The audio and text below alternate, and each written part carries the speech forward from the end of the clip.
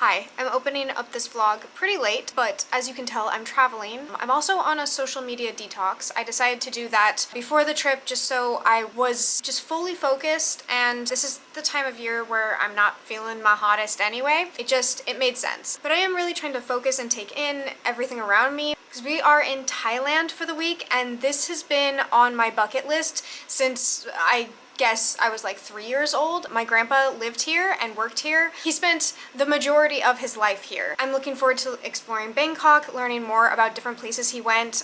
We're meeting up with one of his friends in order to learn more about what he did with his time here and where he hung out. We're going to a restaurant he's been to. Aside from that, Thailand is just a beautiful place that we've always wanted to visit. So we're finally visiting. Apart from the social media detox, I am obviously vlogging, but this doesn't count yet because I don't even know. I'm gonna be real, I'm not sure if I'm uploading this or not. I'm just gonna document my trip as much as I would want to remember it, and we'll go from there. I also am going to be writing, so this might also be kind of a pseudo writing vlog because I can't think of really a better time to write about one of my kingdoms than while I'm here. The climate is very similar. A lot of the architecture has a lot of similarities. The spice, the food, I don't even know what different things will kind of influence as I do revisions in my story, but it seems like a really good time to do it. To check in on where I am with my writing just so that we can see somewhat of a progress marker.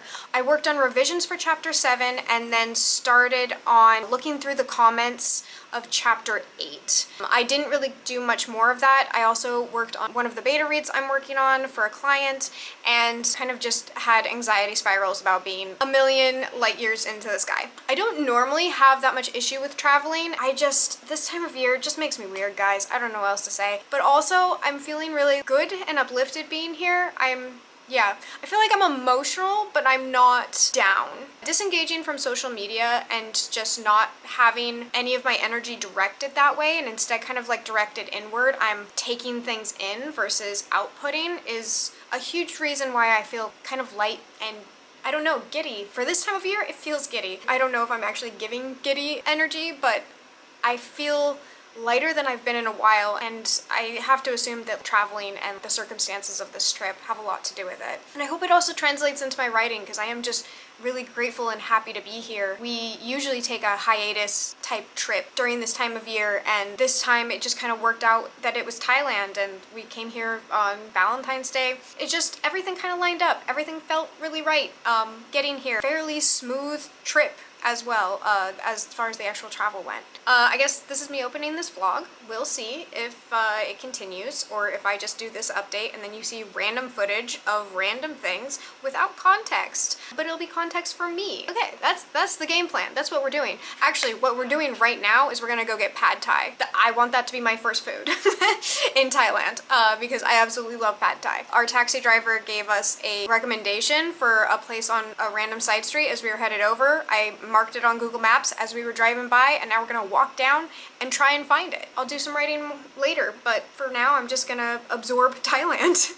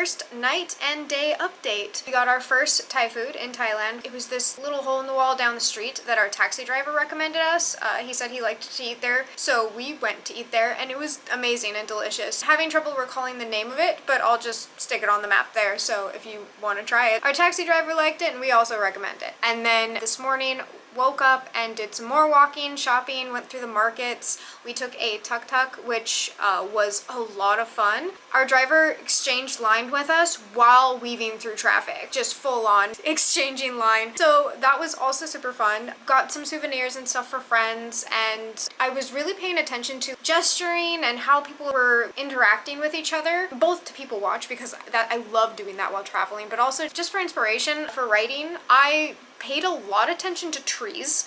Trees were like a semi-obsession with me. I can describe a pine tree, you know? Like, I'm from Alaska. I can describe trees. We have trees. We don't have trees like Thailand has trees, and the climate here is really similar to one of my kingdom's climates.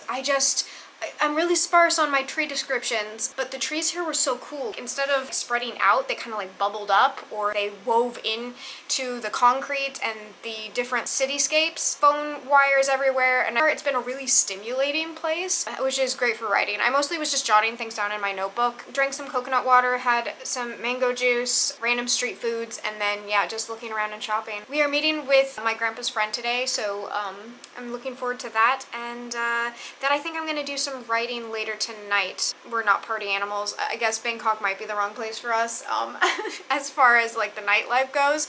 Wasted on us, but we did have really good coffee this morning, so Bangkok morning life is for us at least. Okay, yeah.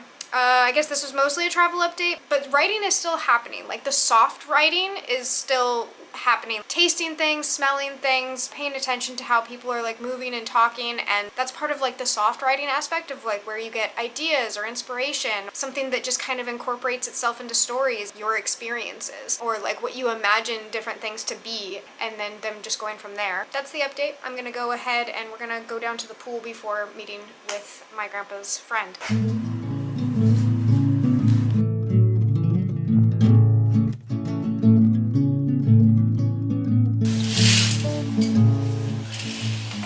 Voiceover jump scare, but I actually just wanted to mention here that I'm not writing in my book, but I'm emailing my grandpa or papa. We used to exchange emails back and forth, and he'd tell me about his time in Thailand, as well as different places he would go, but it was so cool to get to meet his friends, just get to hear how wonderful he was from their perspective and how much they still loved and remembered him. So just a brief ode to my papa. He was in a Thai rock band, he was an artist, he traveled around the world, he was Buddhist, he was an economics professor at the King's University, and won prestigious awards for his teaching and his ethics, and I just have the pleasure of getting to be proud of him and who he was and miss him very much. So I thought I'd mention him here.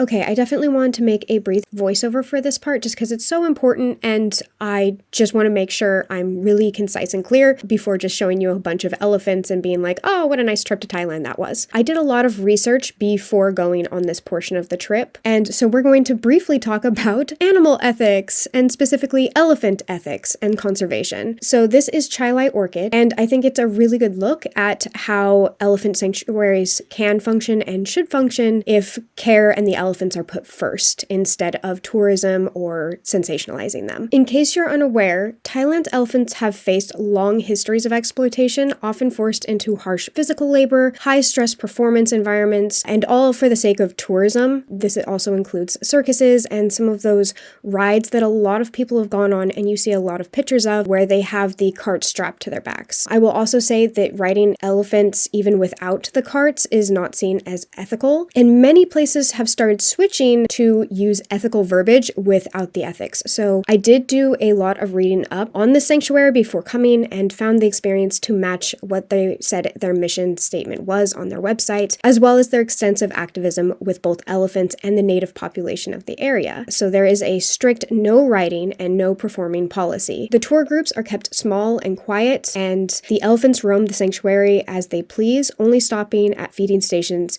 if they wanted to stop at feeding stations. We were passed on by many elephants who showed absolutely no interest in us. We also took a small hike with them. Following them through the forest, they determined the path. We learned how to make their food, what nutrients goes into an elephant diet, how much an elephant eats. It turns out elephants eat a lot. And then we bathed with them in the river, us bathing somewhat separately from the elephants unless they showed interest in us. So that was made really clear throughout the tour, is that this was on the elephants' terms, not ours. They also only take in female elephants here that are rescues from circuses, riding groups, farm labor, and are not used for breeding whatsoever. I know a lot of this not only from their website, but because the local Karen community is the ones who run the program. They are really passionate about elephant care. They were incredibly informative about not only just all of the elephants, but the history, talked really deeply about ethical practices and respect. A large amount of the population believes in animism and takes it very seriously that everything has a soul and a purpose, and also talked about their own local community, the Karen, that goes with them and is part of the guided process. A little bit about the Karen people, just because I found this incredibly enlightening. The Karen people do not speak Thai. They have their own dialect, so this does make it more difficult for them to find jobs in their own area. The opportunities are drastically cut short, leading to 20% of all proceeds done by tours to the Karen local school, and the rest of the 80% goes towards the elephants' upkeep, facilities, and care. It was a really awesome experience, and I learned a lot about the native populations, their history, and of course elephant care. I will just add the final caveat of saying to always do your own research. So I have linked some different information down below just to get you started, because I did find the process overwhelming, and if I can take out a few of those first steps that I had to do, then all the better.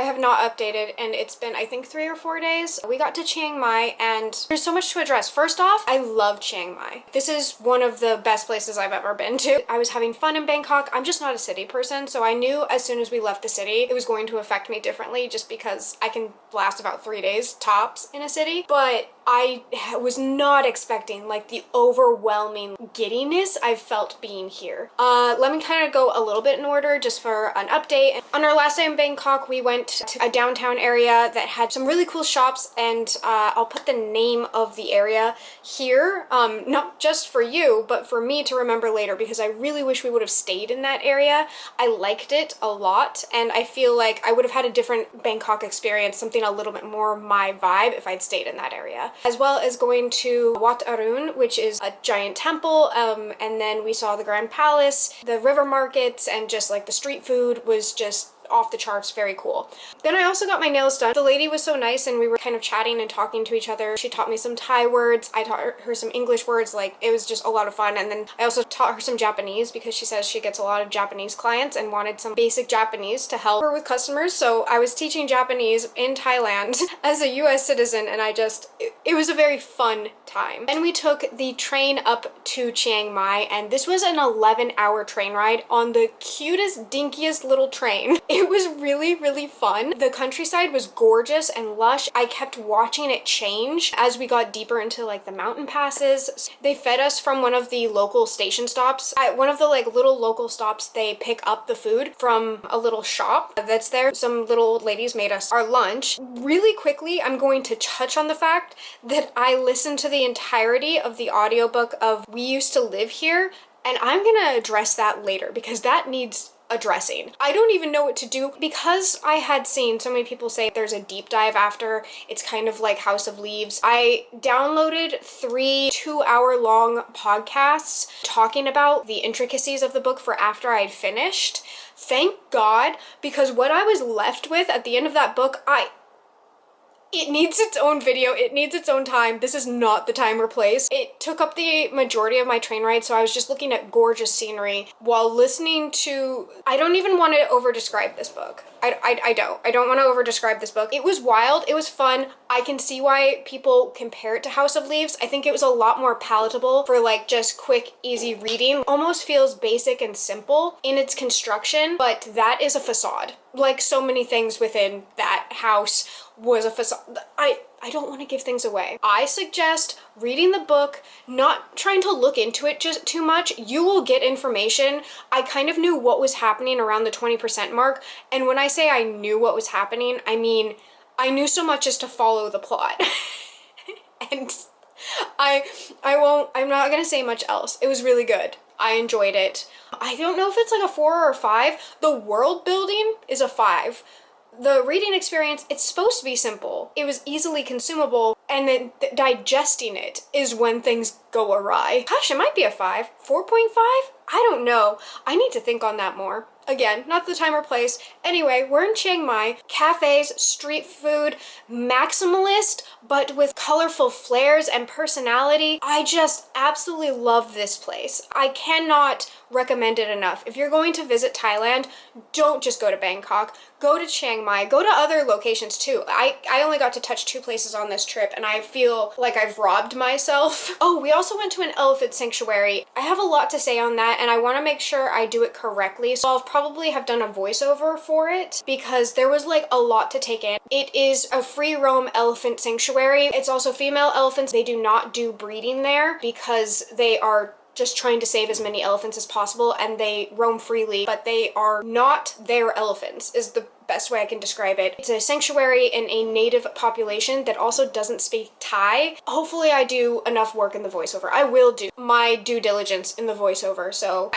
I feel like I'm going to skip past this now because I've done the work in the future. And then we've been walking around Chiang Mai all day. For the past 2 days have just literally been wandering the streets. If I was a solo traveler, I would love it here. The hostels, the homestays, the like open houses, they all seem really welcoming. There's amazing food here. here. It felt very much like everyone was locally intermixed into different areas. The coffee has been next level. One of the places we went to was insanely good coffee. They have won awards, so I don't think that they need me, but if you do love coffee, I highly recommend going to this place. I think it was called Ministry, but I don't want to mess it up. These amazing flavors, and we chose local beans that we're going to take back with us. Whew, guys. Chiang Mai, absolutely gorgeous and amazing. Bangkok was really cool and interesting. The street art has been one of my favorite things. I'll stick in some street art now because I keep stopping in my tracks to just like stare at this art. It's not going to come up correctly on digital. Seeing it in person and seeing the different textures that are used, people are not just using graffiti spray paint. When they are, and it's just eesh. Found a local bookstore with a really great English selection, and I told myself I wasn't going to pick up any books, so I ended up picking up an Arthurian legend history book, but they had such a good mix of different books. I'm gonna go write a little bit and read by the pool. Tomorrow night we leave for Bangkok to just catch our connecting flight back to Japan. This was our last full day here, and it was just so wonderful. We're going to a night market tonight, and then that's gonna cap us off. Tomorrow is gonna be revisiting some of our favorite cafes, picking up some last minute souvenirs for my coworkers. I already got all my friends' souvenirs, then we're headed back. So I'm guessing I can just close out this vlog now. Can't imagine too much more exciting stuff is gonna happen. I'm gonna go poolside, do some writing, gonna take a beat, and in case this is the end of the vlog, thank you so much for watching. Go ahead and leave an elephant emoji down in the comments. I will also have all of the information for Chai Light and Chai Light Children's Foundation down below. Okay, thanks, bye!